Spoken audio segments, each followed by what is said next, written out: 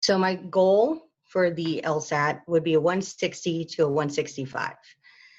And after my first test, it was sub 150. So not great at all.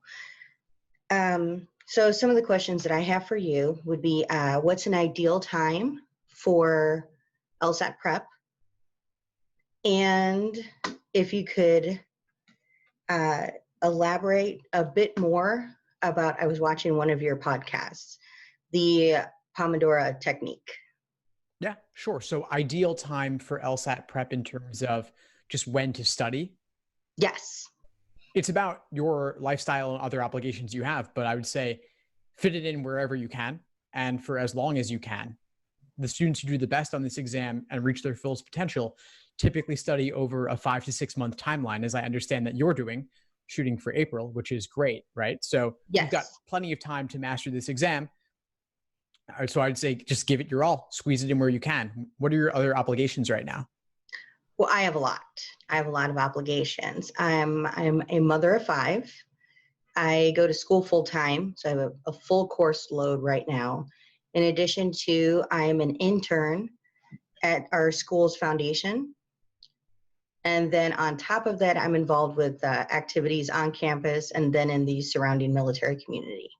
Oh, wow. That's a lot. That's a tremendous amount to have on your plate at once. And then to add LSAT on top of that, even more so. Yeah. I have a full plate. Yeah, you certainly do. So I would suggest, if you can, try to dial down some of those other obligations. Mm-hmm. I know that some of those are obviously not optional, but maybe some of them are, whether it's extracurriculars or the internship.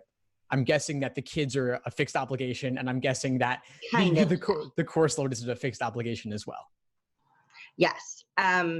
Well, and that's why I've decided to take somewhat of a gap year so that I can focus after I graduate in the spring. So May 2020, I graduate. So the goal is to focus my LSAT prep like a part-time job as soon as I graduate, 20 to 25 hours a week minimum.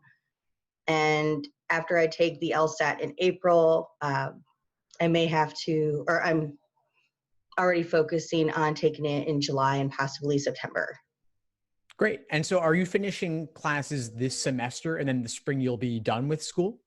In the spring, because of my internship, I only have 2 classes that I have to take for a full course load for scholarships. Oh, good. So that should make things a bit more manageable then. Oh, yes, definitely.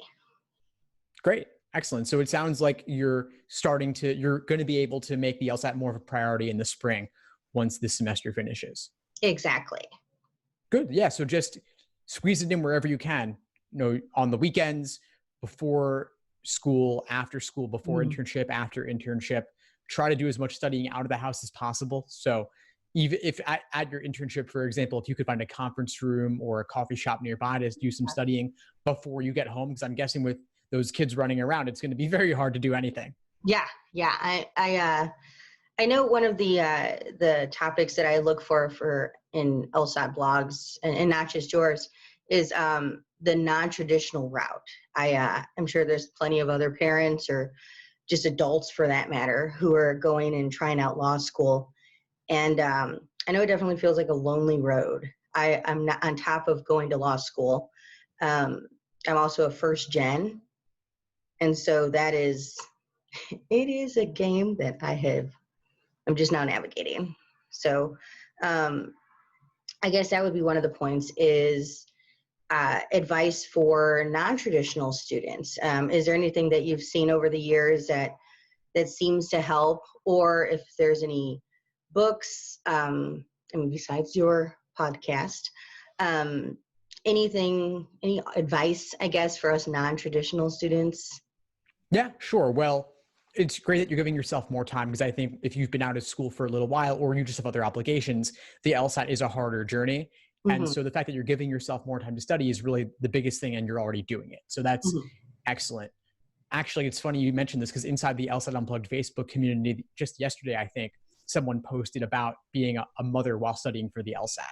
And Ah, I will have several to other check it students out. chimed in.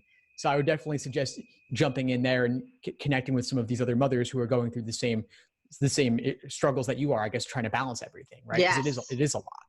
So And that's the biggest one is balance. How do you balance prep on top of, if you're going to school, on top of your course load, and then you have LSAT prep, and then on top of that, work and family and everything else that life wants to throw your way.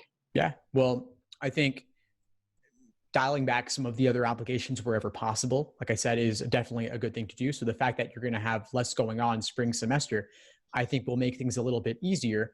And then on top of that, just getting support from friends, family, significant others, everyone surrounding you, getting them to help out so that you can devote some time away from from your previous obligations to LSAT. Yes. Okay. And I see that as being doable. So, well, that's good. Great. Yeah. So that's my biggest advice there, honestly. Okay. So I took the September 2019 LSAT. Ugh, flowers. And I found that my weakest section was logical reasoning. Um, I guess, how do I overcome this hump? Yeah, well, logical reasoning, it's half the exam. It's certainly Yeah. harder to improve upon than logic games. And so it's about just exposing yourself to the wide variety of patterns they test on this exam in terms of methods of reasoning in the stimulus, and also in terms of the wide variety of question types. Okay.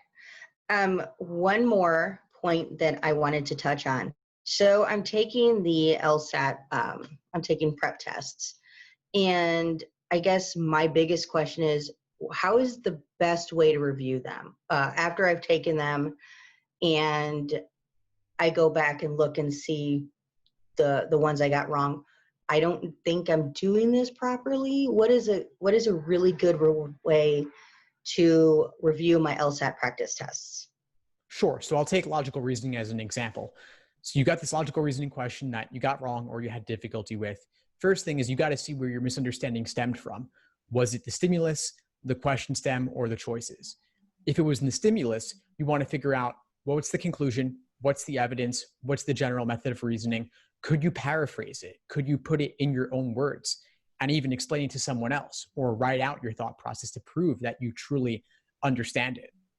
Then you also want to look at, was it the question stem?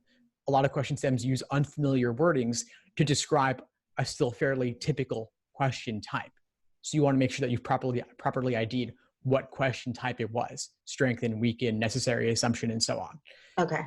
Then if it was in the answer choices, you want to see what was tempting about the wrong answer that made you pick it, and what ultimately made it wrong. And what's discouraging about the right answer that pushed you away from it, and what ultimately makes it correct.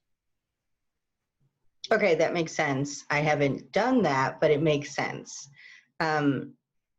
Another thing I wanted to bring up was if there's any plans to do a 1-year study plan. I know that it's brought up that you should focus at least 3 to 6 months, but for those who are planning a little further out, I know I've spoken to you about this before, but if there is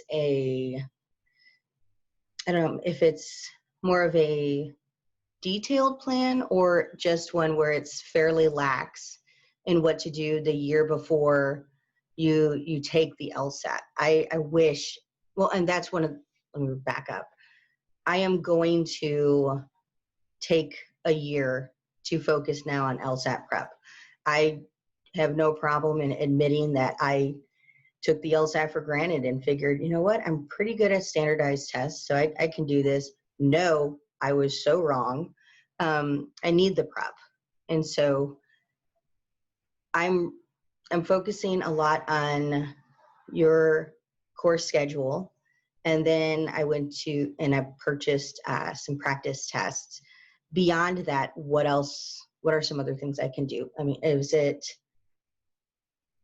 taking a full length test maybe once a month, or what are some tips? Sure. So I would suggest, I haven't created a 1-year study plan yet, although I do plan to.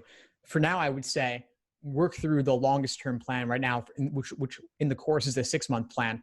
work through that at a relatively slower pace. And you can also add in more practice problems of each type. The schedule ultimately is more important for the level of specificity it contains about what to do than the particular day-by-day breakdown.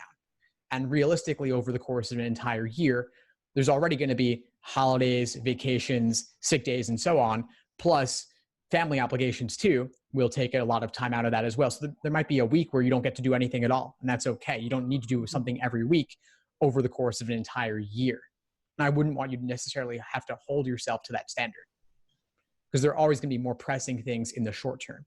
But having that roadmap of saying, okay, well, do these lessons in the course, then watch these videos, then complete these practice problems, at least giving you something specific to do, I think will give you a little bit more accountability and allow you to avoid burning through practice material for nothing. Okay, I can do that. That seems to make more sense than having a detailed 52-week plan that I focus entirely on. Okay, that's doable. Sure. And then the other thing I would say is, as for taking the timed exam a week, I wouldn't do that just yet until you've already built a strong foundation in each of the different sections. Okay. After you've built a foundation in games, though, certainly do some timed logic game sections, and same for the others. But I wouldn't want you to do the sections prematurely. Okay. So I'm focusing on taking the April Lsat, and then I'll take the July Lsat too, just in hopes of getting a better score with the September and October application dates for 2020. Let's see, what else do I have up here? I mean, I guess the biggest one is it's the course schedule, the cheat sheet, and then the podcasts and the blogs have been instrumental in making me feel that I am making the right choice for the LSAT. Well, not the LSAT, but LSAT prep. Definitely going the right choice of having a schedule. I know for me, I need a schedule, and it's very helpful. And with the blogs and the podcast, it's motivating. So thank you. I'm really glad to hear it, Veronica. What would you say is the biggest insight you got from our call today? Today, it would have to be, I guess, for the course schedule, that it's okay to build in some time for life. I was pretty focused on, well, this is what I have to do at this time, and this is what I have to do. I guess keeping it a very structured schedule, and I guess it doesn't have to be. It can adapt to my life. It can adapt to my kids' life, and then everything else that's going on.